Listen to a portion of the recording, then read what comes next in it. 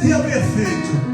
Então, Senhor, joga a luz da Tua palavra nesta tarde e nos faz sair daqui edificados, nos faz sair daqui melhores, de pé mais uma vez, Senhor, de posse da Tua palavra, crendo de que ela é toda a verdade, nela está toda a suficiência, nela está toda a totalidade da revelação. É a Tua palavra rema, inerrante, que não volta vazia, que não passa, palavra que passará até o céu e a terra, mas esta permanecerá para sempre. E é por isso mesmo que nós oramos, invocando a Tua palavra, Senhor, nesta tarde, em nome de Jesus. Amém. Os irmãos podem sentar.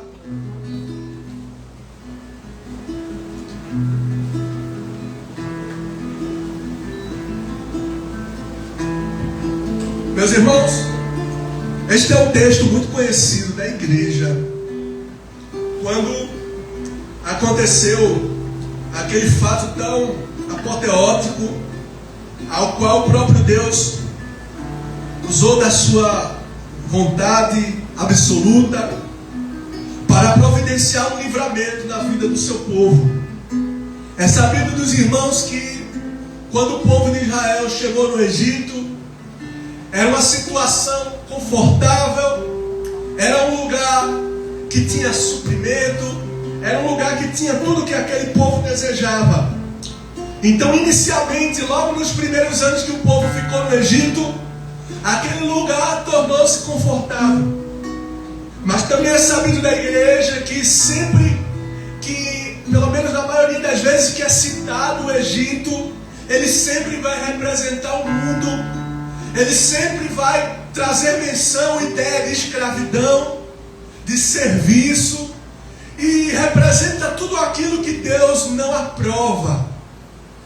E agora o povo está entrando em uma situação que, embora fosse confortável, ainda era uma situação de escravidão.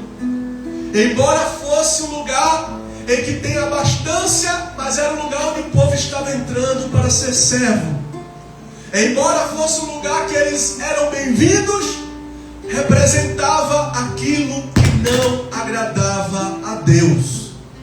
E quando eu olho para isso, eu percebo que o povo começou a reinar. Quando José estava ainda no cargo de governador do Egito, aquele povo reinou junto com José e o povo prosperou no Egito.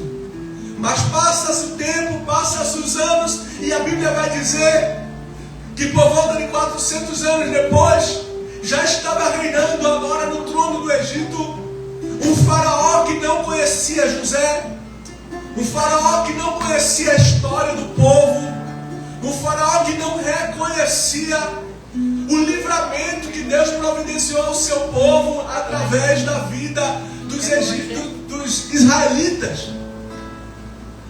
E quando isso acontece, o faraó começa a perseguir, a massacrar, a maltratar o povo. E por causa desta atitude, ele percebe que maltratar, perseguir, diminuir o povo de Deus é muito difícil.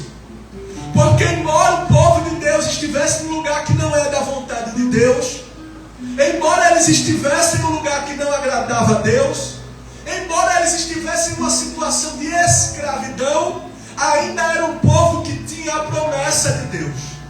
Ainda assim era um povo que se denominava como povo de Deus. Muitos daquele povo já tinham esquecido do Senhor. Mesmo assim era um povo que, como vai dizer lá no livro do profeta Isaías, no capítulo 43, dizendo: eu te chamei, eu te escolhi, chamei-te pelo teu nome e tu és meu. Não temas, porque eu te remi, te livrei, você é propriedade minha. Era um povo que Deus olhava para eles e dizia: esse aqui é meu.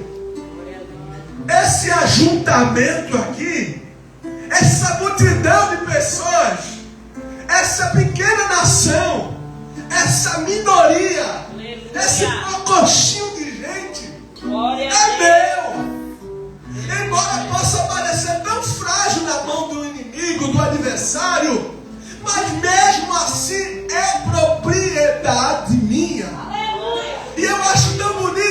irmãos, tão bonito essa palavra.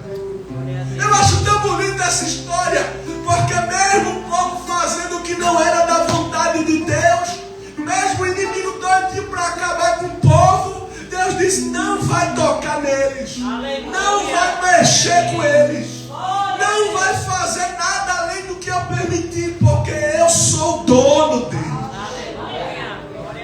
Isso é um adágio popular, mas eu ainda conheço um tempo de que crente não se preocupava quando o médico dizia que ia morrer. Eu lembro.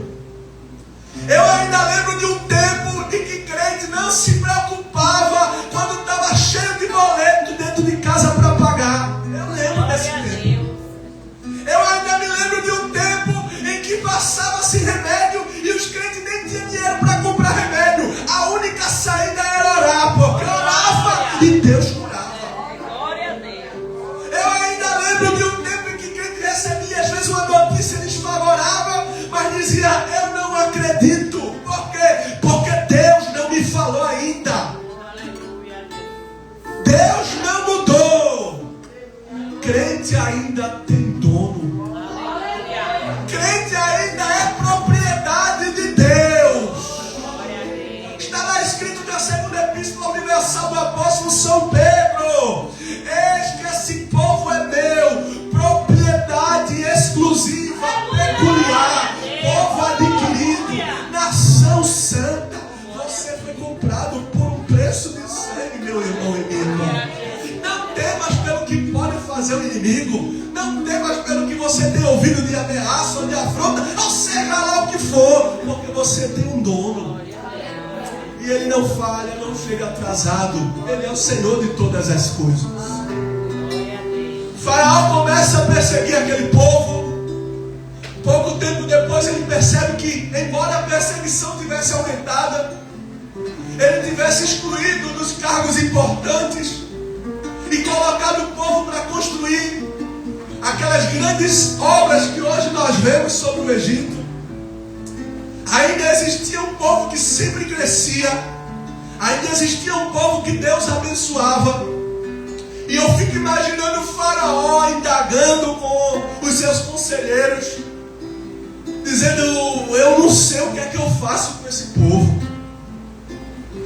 Eu já tirei a parte da ração diária e eles estão comendo só legumes. Eles estão comendo só resto de carne. Eles estão comendo só resto de plantação. Eles estão comendo alho, cebola, tomate, pepino. Essas coisas não têm substância. E além disso eu mandei eles começarem a carregar, a fabricar, a cavar, a quebrar pedras. Mas esse povo não morre. Aleluia. Quanto mais eu persigo esse povo, quanto mais eu bato nesse povo, mais esse povo cresce. Eu não entendo como é que esse povo não cresce. E ele toma uma atitude impensada. Está escrito na Bíblia. Vai dizer que ele dá uma ordem dizendo que quem nascesse do sexo masculino daquele povo deveria ser exterminado, deveria ser lançado dentro do rio Nilo para ser devorado pelos crocodilos. Que ordem maligna, terrível. E quando isso acontece, a Bíblia vai dizer que os filhos de Israel tomaram uma atitude, e aquela atitude dos filhos de Israel salvou toda aquela nação. Era uma atitude muito inteligente que eu espero que você nesta tarde comece a tomar, porque pode salvar toda a tua casa. É uma atitude que pode até salvar a tua vida. E não faça como se sua vida dependesse disso, porque de fato ela depende. Os filhos de Israel começaram a clamar ao Senhor, e Deus vai levantar um libertador. Deus vai levantar alguém para começar a livrar a sua nação. E o texto vai dizer que eu só levantei porque o clamor dos filhos de Israel chegou até a mim. Olha, não foi o sofrimento dos filhos de Israel, não foi as lágrimas, não foi o sangue, não foi as chicotadas, foi o clamor que chegou até ele. Se aquele povo não clama, eles ainda estariam, quem sabe, até hoje na escravidão. Mas porque eles clamaram, Deus diz: eu vou libertar o meu povo. Eu vou mudar o cativeiro do meu povo. Na realidade, aquele povo só se encontrava naquela situação porque não estava no lugar onde Deus queria. Eles estavam onde uma hora foi favorável, foi bom para eles ficarem, mas agora se tornou uma situação difícil e eles começaram a colher o fruto dos seus atos e perceberam: nós deveríamos ter seguido o conselho de Deus, nós não deveríamos estar no mundo, nós não deveríamos ter tomado atitudes mundanas, nós não deveríamos ter ficado no lugar de conforto, eu não deveria ter feito o que Deus disse para eu não fazer, eu não deveria ter tomado a atitude que Deus não disse para eu tomar, eu deveria ter feito aquilo que Deus tinha mandado eu fazer. Observe que aqui nessa palavra, principalmente, o Egito significa uma situação confortável. E muitas vezes a ordem de Deus é nos tirar da zona de conforto, para que possamos ser usados por Ele, para que possamos muitas vezes passar por algumas dificuldades, por sair de algum equilíbrio, por deixar a confiança dos homens e estar confiando e dependendo somente dEle. Mas muitas vezes estar fora do centro da vontade do Senhor vai gerar escravidão, vai gerar dependência, vai gerar uma servidão. E se você não servir, não depender e não for escravo só do Senhor, você vai estar na mão daquele que é o teu inimigo, o adversário da tua alma. E o povo de Israel se encontrava naquela situação, mas eles clamaram. E o clamor foi de uma simplicidade. Não usaram palavras bonitas. Quando eu olho lá para o capítulo 1, eu percebo que o clamor, em poucas palavras, era o povo dizendo: Senhor, livra-nos.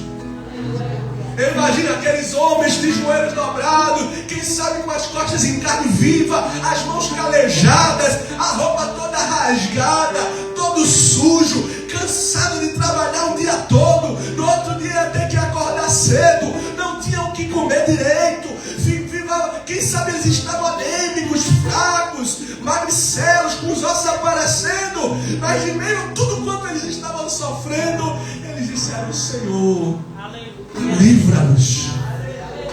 É só a tua mão para nos livrar, é só a tua mão para fazer, Deus. É só o Senhor que pode, é só o Senhor que é só o Senhor que faz. Nós não podemos fazer nada. E se não fosse o Senhor, onde é que nós estaríamos? Lembre agora quando tu estava na escravidão do pecado, quando tu estava na escravidão do mundo. Muitas vezes parecia ser o mais confortável, e tu dizia: eu nunca que vou ser crente, eu nunca que vou para a igreja, é difícil, melhor ficar aqui confortável bebendo a minha cervejinha, melhor ficar aqui confortável dentro da minha casa, eu visto a roupa que eu quero, eu faço do jeito que eu quero, sabe, eu falo aquelas palavras de baixo escalão na hora que eu quero, e se alguém me afronta, eu não levo aquela afronta para casa, eu resolvo na hora, eu faço e refaço, aconteço do jeito que eu quero. Mas hoje Jesus te libertou, te deu um banho de sangue, tu és uma nova criatura. E nesse momento da palavra nós lembramos que estávamos igual o povo no Egito. Uma hora foi confortável, foi favorável, foi fácil, mas quando vimos estávamos completamente escravizados, estávamos completamente humilhados e sem força.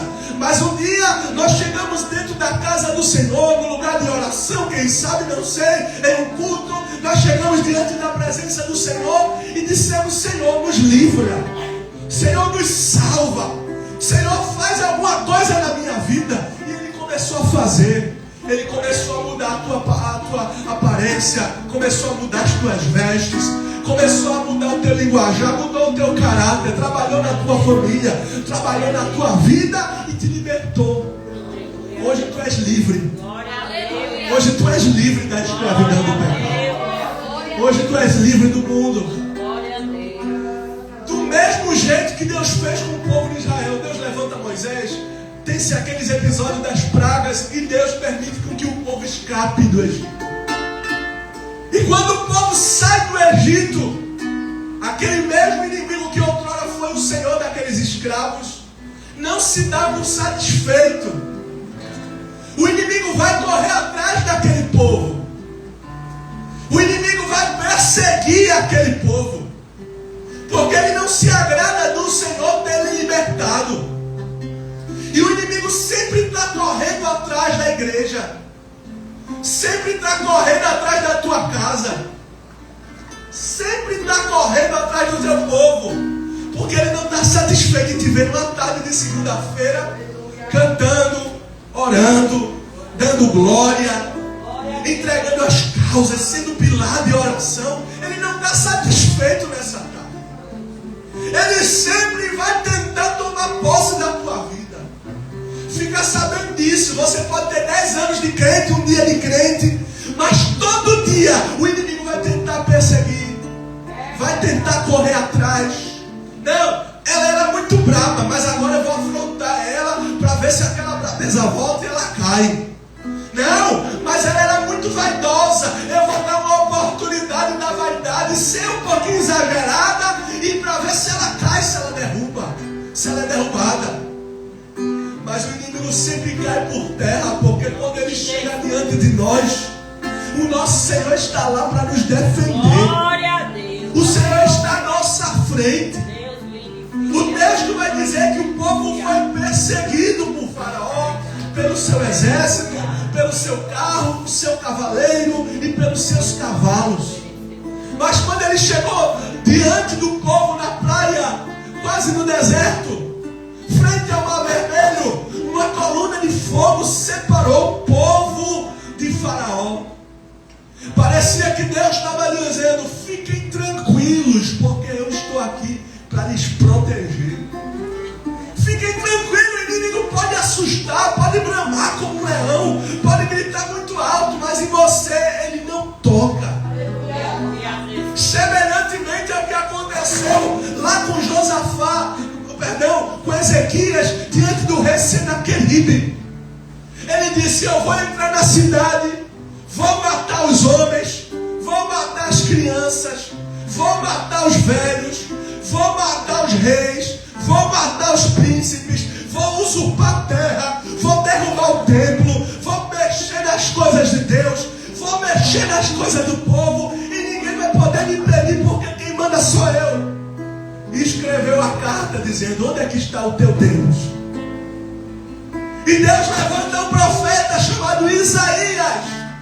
E Deus manda dizer a Isaías: assim diz o Senhor a Senaqueribe: não entrarás nessa cidade, não tocarás nos meus homens, não tocarás nas minhas crianças, não tocarás nos meus idosos, não tocarás na minha casa, não tocarás no rei, não tocarás em nada. Pelo mesmo caminho que veio vai voltar, e pelo mesmo caminho que vai voltar, na casa do teu Deus, para mostrar que ele não é nada, para mostrar que o maligno não pode, para mostrar que o homem não pode, tu vai morrer. Vou calar tua boca, vou frear tua língua, e você vai ser envergonhado. Observe, tudo que o inimigo aterrorizava, tudo que o inimigo dizia: vou fazer, vou tocar, vou mexer, vou entrar, vou sair, vai fazer, acontecer. Deus saiu dizendo: não vai fazer, não vai tocar, não vai entrar, não vai destruir, não vai roubar, não vai assaltar, porque quem manda sou eu, e nessa casa eu ainda sou Senhor.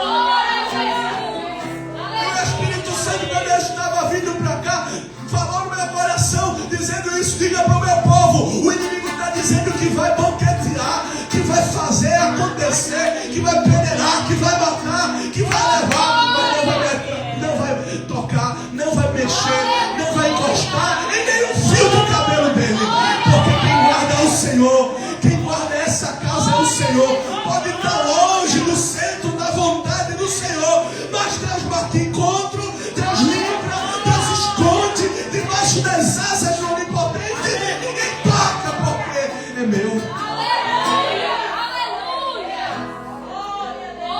Mesmo assim o inimigo não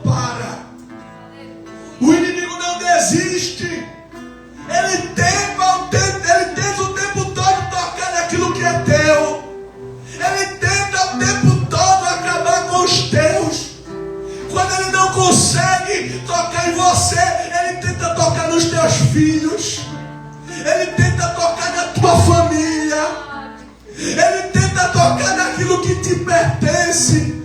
Mas eu venho aqui com uma palavra de conforto, uma palavra de fortalecimento nesta tarde. Não quero animar o coração de ninguém, mas é palavra da parte do Senhor. Talvez amanhã dê uma palavra de confronto, de correção, mas nesta tarde a palavra que Deus coloca na minha boca para você é essa: pode se acalmar, porque pelo mesmo caminho que veio, vai voltar. Do mesmo jeito que falou, não vai se cumprir, porque eu estou livrando, eu estou protegendo nesta tarde. Tu disseste que queria que eu falasse contigo, então se lembre como é a minha voz, porque eu sou Deus que fiz promessa e nenhuma vai voltar atrás, diz o Senhor. Ele não mente, Ele não erra, não volta vazia a palavra que o Senhor fala. O povo começou a reclamar. Aí chega no texto que a gente leu, não é bem rápido, é só um versículo que eu quero falar. Se foi só para você entender o contexto.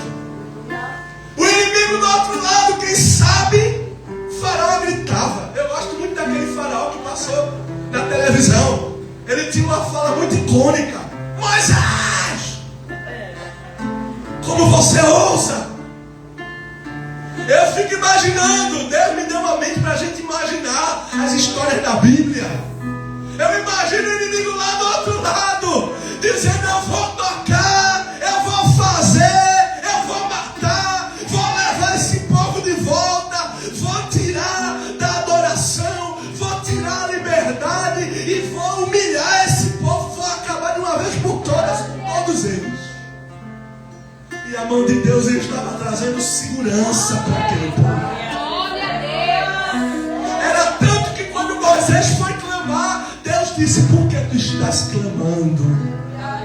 O clamor já foi feito lá atrás, Moisés. Tu nem era nascido. E hoje eu estou aqui para responder aquele clamor. Hoje eu estou aqui para responder aquelas lágrimas que foram derramadas. Hoje eu estou aqui para responder o clamor que foi feito em madrugada. Hoje eu estou aqui para responder aquele dia que você estava com a alma tão angustiada, questionando e dizendo: Senhor, por quê? O inimigo está gritando muito alto, a afronta está muito alto, meu coração se agita, Senhor. E você não ouviu resposta, mas nesta tarde, o Senhor que ouviu o teu clamor, o Senhor que ouviu a tua oração, o Senhor que enxugou as tuas lágrimas, Ele te responde dizendo: por que continuas clamando? Eu já estou livrando, eu já estou fazendo, eu já estou providenciando escape para a tua alma nesta tarde. Eu já estou fazendo o que você não pode fazer, entrando onde você não pode entrar, falando o que as tuas palavras não podem falar. Eu estou fazendo o impossível pela tua vida agora, diz o Eterno.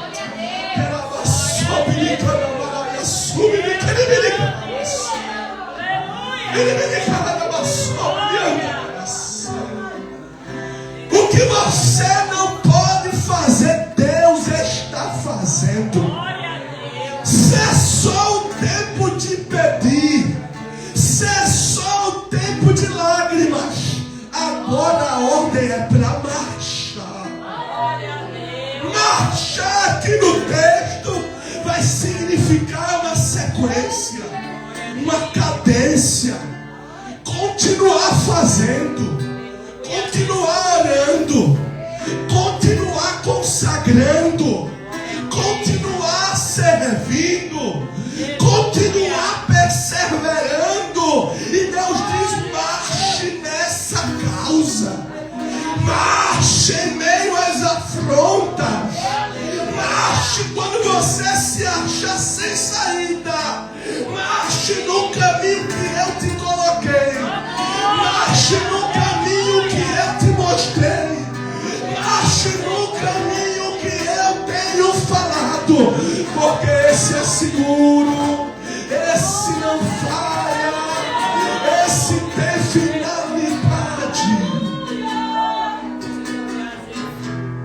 E Deus diz mais, eu quero acabar com isso, porque é até onde o Espírito Santo manda. Deus diz mais, calai, fica quieto e veja o livramento que eu estou fazendo hoje. Glória a Deus. E Deus diz assim, os egípcios que vocês estão vendo nunca mais tornarão a ver. Glória a Deus. Filisteu era a guerra o tempo todo. Amalequita era a guerra todo capítulo. Midianita, amorreu, Eteu, cananeu, era a guerra o tempo todo. Mas o povo do Egito, essa foi a última batalha. Nunca mais o povo entrou no Egito de novo. Nunca mais Faraó atormentou o povo de novo. Nunca mais teve carro, cavalo e cavaleiro do Egito de novo. Foi Deus dizendo para o povo e dizendo para nós nessa tarde, essa guerra, essa que tem tirado o teu sono, essa guerra, venha para cá, pastor, já vou entregar. Essa guerra aí que tu tens chorado tanto, nunca mais tu vai passar, diz o Senhor dos Exércitos. Essa mesmo, esta guerra, nunca mais tu vai passar, porque o Senhor vai lá, ó, no poder do inimigo e vai dizer, nunca mais vai tocar, não vai entrar, não vai tocar no meu povo, não vai fazer o que disse que ia fazer. Porque eu, Senhor, sou quem mando nesse povo. Estou livrando hoje.